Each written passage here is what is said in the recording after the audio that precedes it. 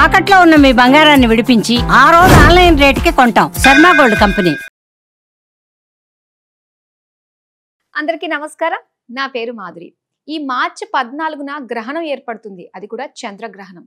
మరి గ్రహణం భారతదేశంలో ఎంతవరకు కనిపిస్తుంది, మరి ఎక్కడైతే గ్రహణం కనిపిస్తుందో వాళ్ళు ఎలాంటి పరిహారాలు అలాగే ఎలాంటి నియమాలు పాటించాలి, మరి ఆ రోజు గ్రహణం ఉన్నప్పుడు ఎవరి మీద దాని ప్రభావం ఎక్కువగా పడుతుంది, ఇలాంటి ఆసక్తికరమైన విషయాలు తెలియజేయడానికి మనతో పాటు ఉన్నారు ప్రముఖ జ్యోతిష్య పండితులు బ్రహ్మశ్రీ నందిబట్ల శ్రీహరి శర్మ గురువు గారు. నమస్కారం గురువు గారు. వాగర్థ వివ సంపృక్తౌ వాగర్థ ప్రతిపత్తయే జగతః పితరౌ వందే పార్వతీ పరమేశ్వరౌ. ఆదిత్యాయ చ సోమాయ మంగళాయ బుధాయ చ గురుశుక్ర శనిభ్యశ్చ రాహవే కేతవే నమః. మనము వాస్తవంగా మాట్లాడుకోదలిస్తే ఈ యొక్క మార్చి నెలలో ఏర్పడుతున్నటువంటివి 2 గ్రహణాలు. మార్చి 14న చంద్రగ్రహణం, 29వ తారీఖు రోజున సూర్యగ్రహణం. ఈ 2 గ్రహణాలు కూడా మన భారతదేశంలో ఏమాత్రము కనిపించవు. కాబట్టి కనిపించినటువంటి గ్రహణానికి నియమాలు ఏమీ పాటించాల్సిన అవసరం లేదు, కానీ కొన్ని ఆచారాలు మాత్రం పాటించక తప్పదు. అయితే దాని ప్రభావం ఎంతవరకు మన మనుషుల మీద ఉంటుందంటారు? గ్రహణ ప్రభావం ఎప్పుడు కూడా అంటే ముందుగా గ్రహణానికి సంబంధించినటువంటి విషయ జ్ఞానం తెలుసుకోవాలి. రాబో భవిష్యత్తులో ప్రకృతిలో జరిగేటువంటి అనేకమైనటువంటి మార్పులకి, మానవాళికి సంబంధించి జరిగేటువంటి మార్పులకి సాక్షిభూతంగా, విక్టిమ్గా ఈ గ్రహణాలు ఉంటాయి. మనం గమనించుకున్నట్లయితే అనేక వేల సంవత్సరాల నుంచి కూడా ముఖ్యంగా మనకు బాగా తెలిసేటువంటిది మహాభారత యుద్ధం కార్తీక మాసంలో జరిగింది.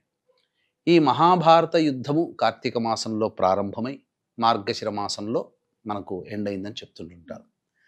ఈ గ్రహణం అనేటువంటి 2 గ్రహణాలు ఈ యొక్క ఒకే మాసంలో ఏర్పడినటువంటి కారణం చేత అప్పుడు యుద్ధం ప్రారంభమై ప్రపంచవ్యాప్తముగా అధిక జన నష్టం జరిగినటువంటి సంఘటన మహాభారత యుద్ధం.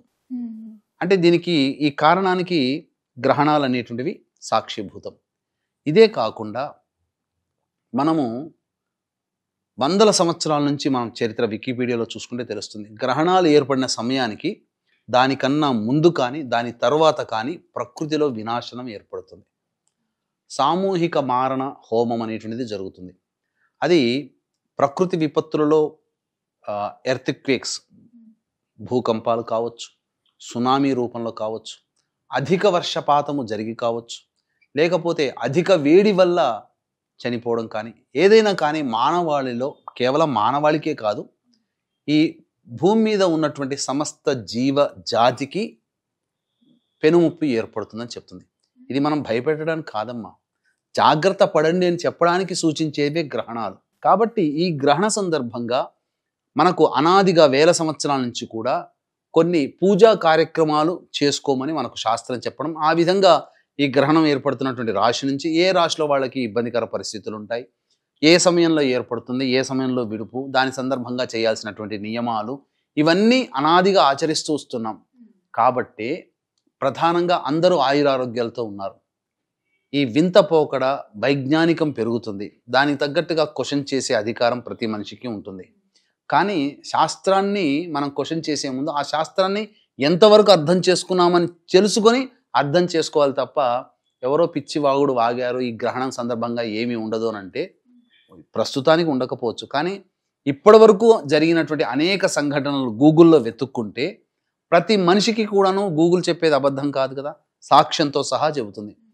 ఎక్కడ భూకంపాలు వచ్చినా, దానికంటే ముందు సునామీలు వచ్చినా, యుద్ధాలు ముఖ్యంగా జరిగినా, ముఖ్యంగా మనం అందరం కూడా విక్టిమ్ దేనికమ్మా? Corona virus. కరోనా వైరస్ ధనుస్సు రాశిలో షష్టగ్రహ కూటమి ఏర్పడడం, గ్రహణాలు కూడా దాని ముందు జరగడం, తద్వారా ఈ కరోనా వైరస్ ప్రపంచాన్ని అంతా కూడాను అతలాకుతలం చేసింది. అవునండి. ఇది చైనా వాళ్ళకేం కొత్త కాదు కదా, ఏదో మొదటిసారి కాదు కదా, అనేక వందల సంవత్సరాల నుంచి కూడా వాళ్ళు ప్రయోగాలు చేస్తున్నారు. ఇంతకన్నా ముందు కరోనా రాకముందు సంవత్సరాల నుంచి కూడా ప్రయోగాలు చేశారు. కానీ ఈ షష్టగ్రహ కూటమి 2019లో ఏర్పడినప్పుడు గ్రహణాలు కూడా ఏర్పడడం, ఇవన్నీ కూడాను జరిగి తదనంతరం పరిణామాల వల్ల కరోనా వచ్చింది కదా. కాబట్టి మనం ఇప్పుడు ఏర్పడుతున్నటువంటి గ్రహణాలు మన భారతదేశానికి సంబంధించి లేకపోయినా ప్రపంచవ్యాప్తంగా ఏర్పడుతున్నటువంటి ఈ యొక్క గ్రహణం కొన్ని దేశాలకి కనిపిస్తుంది. కాబట్టి ఆ దేశ ప్రాంత ప్రజలు ఈ యొక్క నియమాన్ని పాటిస్తే సరిపోతుంది. కాకపోతే ఇప్పుడు మన భారతదేశంలోనే ఎక్కువ ఇలాంటి నియమాలు పాటిస్తూ ఉండడము ఇవన్నీ చేస్తూ ఉంటాం కదా. మరి వేరే చోట ఎక్కడో ప్రపంచంలో ఏదో ఎక్కడైతే కనిపిస్తుందో అక్కడ వాళ్ళు ఎలాంటి నియమాలు పాటించగలుగుతారంటారు? అందుకనే మనం గమనించుకుంటేనమ్మా, ఇప్పుడు ఒక 30 సంవత్సరాల కిందట క్యాన్సర్ రోగం అనేటువంటిది ఎక్కువగా ఉన్నదా మన భారతదేశంలో? లేదండి. కానీ ప్రపంచవ్యాప్తంగా క్యాన్సర్తో ఎక్కువ మంది ఇప్పటికీ కూడా పోతున్నారు. అవును. ఎందుకు? వాళ్ళ ఆహార నియమాలు. అంటే ఈ గ్రహణాల సందర్భంగా ఉన్నటువంటి సమయంలో వాళ్ళు దాన్ని సైన్స్గానే చూస్తున్నారు. ఒక టెక్నాలజీలో అనగా ఈ యొక్క అంతరిక్షంలో ఏర్పడే ఒక వింతగా చూస్తున్నారు, అద్భుత దృశ్యంగా చూస్తున్నారు. ఆ సమయంలో చేయరాని పనులు, భోజనం చేయడము ఇట్లాంటివి చేశారు కాబట్టి వాళ్ళలో ఎక్కువగా క్యాన్సర్ రోగాలు. కానీ ఇప్పుడు మన భారతదేశంలో కూడా ఏం తీసిపోలేదు, అందరూ కూడా నియమాలు పాటించట్లేదు. కొద్దిగా ఉన్నటువంటి వాళ్ళు మాత్రం నియమాలు పాటిస్తున్నారు. తద్వారా వాళ్ళకి ఆయురారోగ్యాలు కలుగుతున్నాయని చెప్పవచ్చు. అయితే ఎవరికైతే మనకి దీని ప్రభావం ఉందో ఎలాంటి నియమాలు పాటించాలంటారు వాళ్ళు? ముఖ్యంగా ఈ యొక్క గ్రహణం అనేటువంటిది 14వ తారీఖు రోజున ఏర్పడుతుందమ్మా. ఉదయం 10:36 ప్రారంభమై మధ్యాహ్నము ఈ 2:36 వరకు ఉంటుంది. అంటే ఏంటి, మనకు కన్వర్ట్ చేసుకున్నాం. కానీ గ్రహణం మాత్రం రాత్రి సమయంలోనే, చంద్రగ్రహణం. అది ఏ దేశాల్లో ఉంటుంది? America, Canada, Mexico, Australia, New Zealand, Japan, Africa వంటి దేశాలలో ఈ యొక్క గ్రహణ ప్రభావం ఉంటుంది. కాబట్టి ఆ గ్రహణంలో నివసించే ప్రాంత ప్రజలు, ముఖ్యంగా మన భారతీయులు, మరీ ముఖ్యంగా మన తెలుగు వాళ్ళు ఎవరైతే నివసిస్తుంటారో ఆ గ్రహణం అంటే ఒక్కొక్క దేశంలో ఒక్కొక్క టైమింగ్ జోన్ ఉంటాయి. కాబట్టి ఆ టైం జోన్ని అనుసరించి ఆ రోజున ఏర్పడుతున్నటువంటి గ్రహణ సమయాన్ని దృష్టిలో పెట్టుకొని ఆ సమయానికి పట్టు, తర్వాత విడుపు అంటే ఏంటి, ఆ సమయానికి సంబంధించినటువంటి ఎండింగ్ టైం. పట్టులో మొదటగా స్నానం ఆచరించడం, ఆ స్నానం ఆచరించిన దారభ్యత ఏదైనా ఇష్టదేవతారాధన చేయడం, విడుస్తున్నటువంటి సమయంలో మళ్ళీ స్నానం ఆచరించడం, తర్వాత మళ్ళీ ఇల్లంతా కూడా శుభ్రపరచుకొని చక్కగా చేసుకోవడం. ఇంకా నిలువ ఉంచినటువంటి ఆహార పదార్థాల్లో ఖచ్చితంగా దర్భపుల్ల వేయడం. ఇది ఏ దేశాల్లో కనిపిస్తుందని చెప్పామో ఆ దేశ ప్రాంత ప్రజలు ఆచరించాలి. మరి మన భారతదేశంలో ఆచరించవచ్చా అంటే, మన భారతదేశంలో కనిపించదు కాబట్టి నియమాలు పాటించాల్సిన అవసరం లేదు. ఈ పట్టు విడుపు స్నానాలు కానీ, ఇటువంటి ఆహారని వస్తువుల్లో దర్భలు వేయడం కానీ. కాకపోతే ముఖ్యంగా పిల్లలు, మానసిక వికలాంగులు ఉన్నటువంటి వాళ్ళు, గర్భవతులు మాత్రం ఖచ్చితంగా 13వ తారీఖు 14వ తారీఖు రోజున మాత్రం నియమాలు పాటించాలి.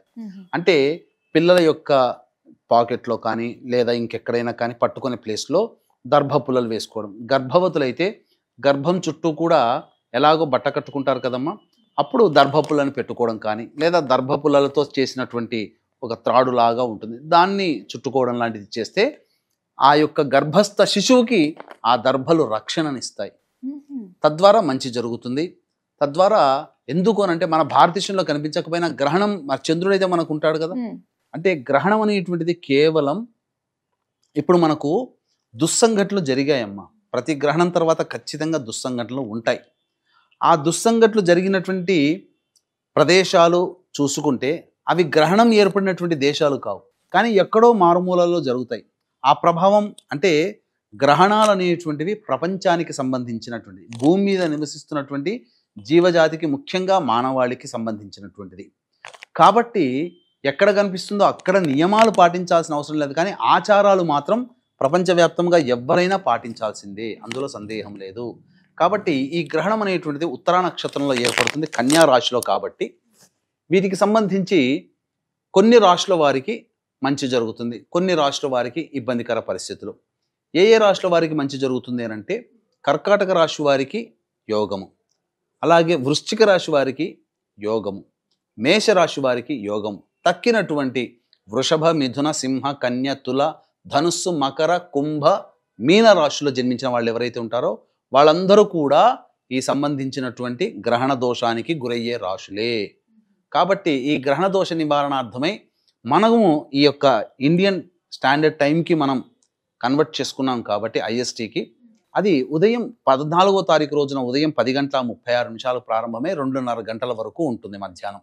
కాబట్టి ఈ సమయంలో అవకాశం ఉంటే ఆ రోజున ఇష్టదేవత ఆరాధన, అంటే లలితా సహస్రనామ పారాయణం కానీ, లేకపోతే విష్ణు సహస్రనామం కానీ, త్రిశతి కానీ, ఇలా ఏదైనా కానీ, ఏదైనా గురువు గారు ఇచ్చినటువంటి మూలమంత్రం కానీ జపం చేసుకుంటే, అక్కడ వేరే దేశంలో అది రాత్రిపూట జరుగుతుంది, కానీ మన దేశానికి ఉదయం పూట. కాబట్టి ఆ సమయానికి ఈ సమయం క్రోడీకరించుకొని ఈ సమయం గ్రహణంతో, ఎందుకంటే గ్రహణం ఉన్నటువంటి సమయం చాలా అమూల్యమైనటువంటి సమయం. ఒక్కసారి శివ అంటే 1000 సార్లు శివనామ స్మరణ చేస్తే ఎంత ఫలితమో అంతటి. ఒక్కసారి లలితా సహస్రనామ పారాయణం చేస్తే 1000 సార్లు లలితా సహస్రనామ పారాయణం చేసిన పుణ్య ఫలితం ఆ ఒక్కసారికే గ్రహణ సందర్భంగా ఉన్నటువంటి పట్టు విడుపు సమయంలో చేసుకోవాలి, ఆ మధ్యలో చేసుకోవాలి. ఆ విధంగా ఫలితం ఉంటుంది. కాబట్టి అవకాశం ఉన్న వాళ్ళందరూ ఈ యొక్క పరిహారం పాటించవచ్చు. అలాగే ఇంకా మనకు సంబంధించి ఇంకా దేవతానుగ్రహం కావాలంటే మన పీఠం ఆధ్వర్యంలో ఉదయం 9 గంటలకి ఈ యొక్క వృషభ, మిథున, సింహ, కన్య, తుల, ధనుస్సు, మకర, కుంభమీన రాశిలో జన్మించినటువంటి వారికి గ్రహణ దోష నివారణ పూజలు, హోమాలు అనేటివి పర్ హెడ్ 2100 రూపాయలకి చేయించడం జరుగుతుంది. అవకాశం ఉన్న వాళ్ళు కార్యక్రమ తదనంతరం కాంటాక్ట్ చేసి గోత్రనామాదులు నమోదు చేసుకోవచ్చు. ముఖ్యంగా ఏ రాశిలో వారికి బాగా ఇబ్బందికరంగా మారుతుందనంటే కుంభరాశి వారికి అష్టమ స్థానంలో ఈ యొక్క గ్రహణం ఏర్పడుతుంది. కాబట్టి కుంభరాశి వారు ఆరోగ్యపరంగా జాగ్రత్త పడాలి. అలాగే మిథున రాశి వారికి అర్ధాష్టమంలో ఈ గ్రహణం ఏర్పడుతుంది, వాళ్ళు చాలా జాగ్రత్తలు పాటించాలి. ఇక వృషభ రాశి వారికి పంచమ స్థానం, సంతానపరంగా ఇబ్బందులు కానీ ఏర్పడడం, ఆలోచించిన పనులు తదనంతరం గ్రహణ తదనంతరం ఇబ్బందికర పరిస్థితులు.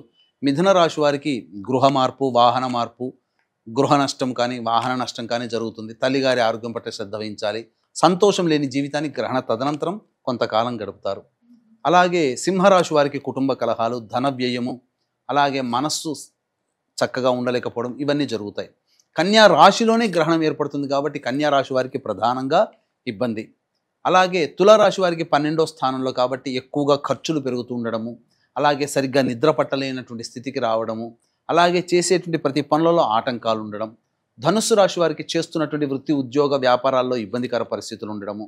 మకర రాశి వారికి ముఖ్యంగా తండ్రి గారి ఆరోగ్యం పట్ల శ్రద్ధ వహించాలి. అలాగే ఆస్తులకు సంబంధించినటువంటి వివాదాలు పెరగడం అనేటువంటిది జరుగుతుంది. మీన రాశి వారికి దాంపత్య సమస్యలు కానీ, భాగస్వామ్య వ్యాపారం చేసే వాళ్ళతో సమస్యలు కానీ, లేదా ఎవరితో కలిసి పని చేస్తుంటారో వాళ్ళతో సమస్యలు అనేటివి కలుగుతాయి. కాబట్టి ఈ గ్రహణ సందర్భంగా ఇష్టదేవత ఆరాధన అనేటువంటిది చేసి, మరియు అమ్మవారికి అభిషేకము, కుంకుమార్చన గనక ఈ యొక్క 14వ తారీఖు రోజున జరిపించుకున్నట్లయితే తప్పకుండా వాళ్ళకి భవిష్యత్తులో గ్రహణ తదనంతరం మళ్ళీ ఇంకొక గ్రహణం మీనరాశిలో వేచి చూస్తుంది. కన్యా రాశిలో చంద్రగ్రహణం ఏర్పడుతుంది 29వ తారీఖు రోజున సూర్య గ్రహణం. కాబట్టి ఈ 2 గ్రహణాలు ఒకే మాసంలో ఏర్పడుతున్నాయి. ఆ వెంబడే మళ్ళీ ఉగాది ప్రారంభమవుతుంది. షష్టగ్రహ కూటమి కూడా ఆ సందర్భంగా ఉంటుంది. ఇవన్నీ వెరసి భవిష్యత్తు వినాశనంలో మనము భాగస్వాములు కాకూడదు. అంటే మనము, మన కుటుంబము, మన దేశము, మన ప్రాంతము రక్షింపబడాలి అని అంటే ఖచ్చితంగా దేవతా ఆరాధన చేసుకోవాలి. ఈ 2 గ్రహణాల సందర్భంగా ప్రస్తుతానికి చంద్రగ్రహణానికి సంబంధించి వృషభ, మిథున, సింహ, కన్య, తుల, ధనుస్సు, మకర, కుంభ, మీన రాశిలో జన్మించినటువంటి వాళ్ళు విధిగా నియమాలు పాటించాలి. తదనంతరం పరిణామాలలో వచ్చేటువంటి ఇబ్బందుల నుంచి బయటపడతారని చెప్పవచ్చు. ఖచ్చితంగా ఇష్టదేవత ఆరాధన ఆ చెప్పినటువంటి సమయంలో చేసుకోవాలి. అవకాశం ఉంటే మన పీఠం ఆధ్వర్యంలో జరిగేటువంటి సర్వదోష నివారణ, గ్రహణ దోష నివారణ పూజల, హోమాల్లో పాటించుకోవచ్చు. అలాగే ఈ గ్రహణం కనిపిస్తున్నటువంటి రాశుల్లో, దేశాల్లో ఉన్నటువంటి వాళ్ళు, ఈ చెప్పినటువంటి రాశుల్లో జన్మించినటువంటి వాళ్ళు మరీ ముఖ్యంగా గర్భవతులు ఈ యొక్క గ్రహణాన్ని చూడకూడదు. అలాగే గ్రహణ తదనంతరం వాళ్ళందరూ కూడా ఇంటినంతా శుభ్రం చేసుకొని మళ్ళీ ఉదయాన్నే ఈ గ్రహణ దోష నివారణార్థమై బియ్యము, తెల్లటి వస్త్రము, పాలు, పెరుగు మరియు ఆ యొక్క చంద్రబింబము, కేతుగ్రస్తము కాబట్టి సర్పబింబము వెండితో చేసింది దానం ఇవ్వాలి. విదేశాల్లో ఉన్న వాళ్ళు చేయడానికి అవకాశం ఉండదు కాబట్టి ఇక్కడ వాళ్ళ బంధువులు అనగా తల్లిదండ్రులు కానీ, అత్తమామలు కానీ, అన్నదమ్ములు కానీ ఎవరైనా కానీ వాళ్ళ తరపున ఇక్కడ బ్రాహ్మడికి దానం చేసినా అదే పుణ్య ఫలితం ఉంటుంది. అలాగే మాకెవరు ఇక్కడ లేరండి అని అంటారు కదా, వాళ్ళు ఎక్కడెక్కడో దూరంలో దేవాలయాలు ఉంటాయి కాబట్టి బ్రాహ్మడికి ఇవ్వడం కోసమే బియ్యము, తెల్లటి వస్త్రము, ఇవన్నీ చంద్రబింబము, వెండి బింబము, ఇవన్నీ వెండి సర్పబింబము ఇవన్నీ పెట్టి మీరు దేవాలయానికి వెళ్ళినప్పుడు ఆ యొక్క బ్రాహ్మడికి దానం చేస్తే సరిపోతుంది. ఇది ఈ నియమాలు పాటించాలి. ఓకే గురువు గారు, గ్రహణానికి సంబంధించి సమగ్ర సమాచారాన్ని మాకు తెలియజేసినందుకు ధన్యవాదాలు. సర్వం శ్రీ ఉమామహేశ్వర పరబ్రహ్మార్పణమస్తు.